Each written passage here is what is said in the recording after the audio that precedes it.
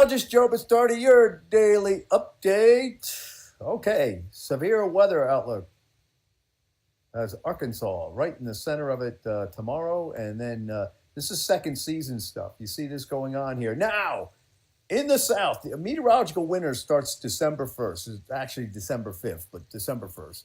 December, January, February considered the winter season as far as temperatures go. Coldest 3-month period of the year. But in the South, they have this weather lore. Now, I don't know exactly. It's supposed to, if you get a thunderstorm in winter, 7 to 10 days later, it's supposed to snow in the South. So here's the big question.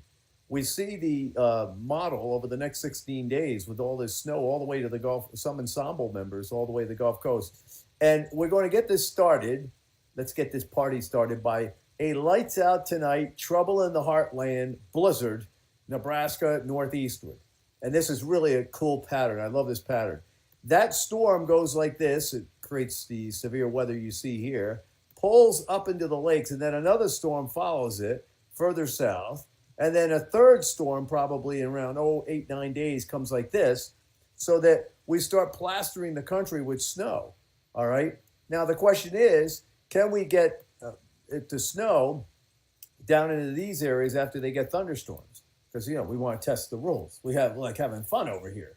Right. So I'm fired up about this pattern, but on Twitter or whatever, saying that if you saw snow in mid-November, you're probably going to see it again before December 15th. Now, after that, it's going to try to get milder. But, boy, we have a lot of fun and games with the weather coming up. Look at all this precipitation. See what happens when you switch a letter? You change precipitation to precipitation. A lot of water coming into California here. This is this El Nino, Madoki El Nino pattern that we've been thinking is going to evolve. And there's your the actual amounts. And you intersect cold with this, it's going to try to snow. All right? It's too bad this pattern wasn't December 10th through the 25th. Oh, this would be like, just awesome. Build up to Christmas. It's like a big Hallmark movie. All right? With this storm pulling up through here, we do get warmer. And obviously the clash causes the problems here. All right? But you see what we look like in the 6 to 11, widespread cold. 11 to 16, still cold over here. Now, I showed this yesterday. I think I want to review it. I put this out on Twitter yesterday. This is the last, I guess, 45 days or whatever. And with the coming cold over the next 2 weeks, we're going to look very much like the 60-day period. See that right there? Between October 15th and December 15th, 2002. Why am I bringing that up? Because, again, the weather is a movie.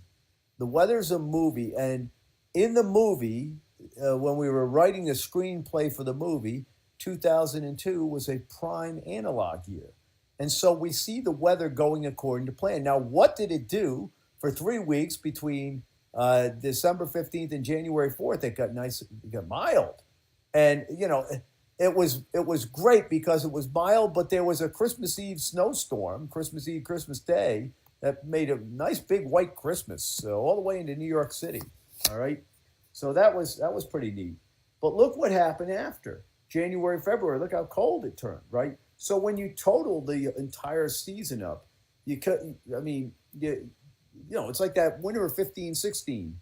Remember, we had 3 weeks there from about January 10th through the end of January. All what broke loose. A big 30-inch snowstorm. Bruce Springsteen had to cancel his concert in Newark, right? Okay, I know about those things. But so in warm winters, you do get cold periods. In cold winters, you do get warm periods.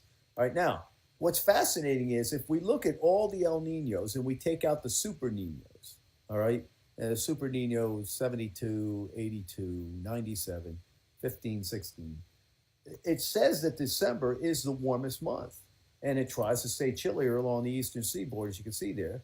But January, there's widespread cold. February, it's cold. And March, it's cold. All right? Now, it's time to play that fun game, CFS V2 Roulette.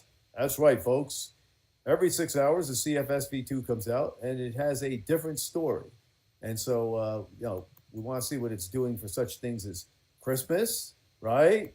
And yesterday was blow torching Christmas, but it was making no, yeah, it was making New Year's frigid.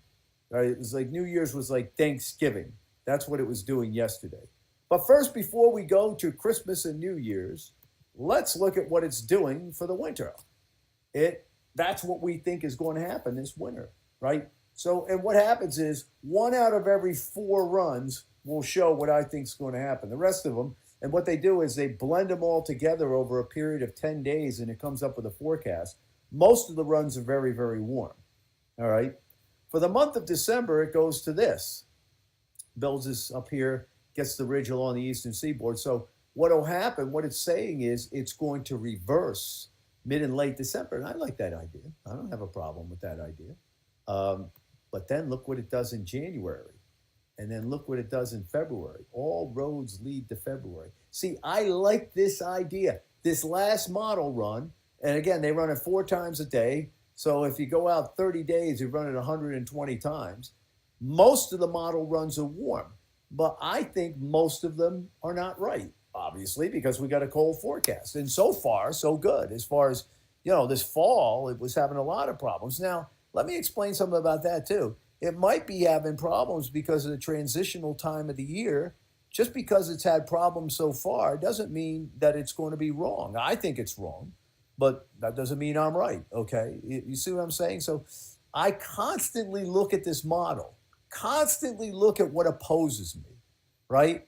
I don't just look at stuff that agrees with me. The most valuable things are the stuff that disagrees with you, because then you have to go see, well, let me recheck this and what's it seeing. But in this case, it's showing what I believe is going to happen. So it's a single run. Now, if I could get like 20 runs in a row like that, I won't have the problems I do. All right, here we are, Christmas roulette. It's back to cool along the East Coast for Christmas. And but for the New Year's is a blowtorch. There have been a lot of New Year's blowtorches, warm periods. 72, I remember I froze at Thanksgiving. I was sitting on the bench at Mainland High, froze at Thanksgiving. New Year's was very warm for the Mummers Day Parade in Philadelphia. 1983, same thing. It was a horrible, that was a worse Christmas. The Christmas of 82 was just like, I was in New York City. I was in this small apartment. It was like 65 degrees out. I was like, oh, of 2014, how warm Christmas was, remember? Right? So you get a lot of warm periods in winters that eventually turn cold. Although 72, 73 didn't really do that. 82, 83. Well, 82, 83, we had big February, right?